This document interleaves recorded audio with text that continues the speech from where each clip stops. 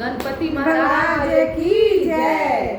सुमिरन करीला तोहार हो गौरी के ललनमा, सुमिरन करीला तोहार हो गौरी के ललन, गौरी के ललन रिद्धि सिद्धि के सजनमा, गौरी के ललन रिद्धि सिद्धि के सजनमा, सुमिरन करीला तोहार हो गौरी के ललनवा, सुमिरन करीला तोहार हो गौरी के ललनवा। लाल पियर फुलवा के आसन लगवनी, लाल पियर फुलवा के आसन लगवनी, पान कसैली से नेवता पे ठवनी, पान कसैली से नेवता पे ठवनी। पहिला पूजनवा तोहार हो गौरी के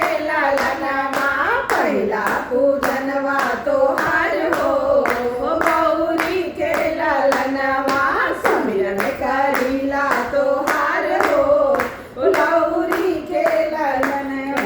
लडुअन के हम भोग लगवनी, लडुअन के हम भोग लगवनी, कंचन थाले में आरती उतरनी, कंचन थाले में आरती उतरनी, सुमिरन करीला तोहार हो गौरी के ललनवा, सुमिरन करीला तोहार हो गौरी के ललनवा, सुमिरन करीला तोहार हो गौरी के ललनवा, सुमिरा पूजनवा तोहार हो गौरी के ललनवा।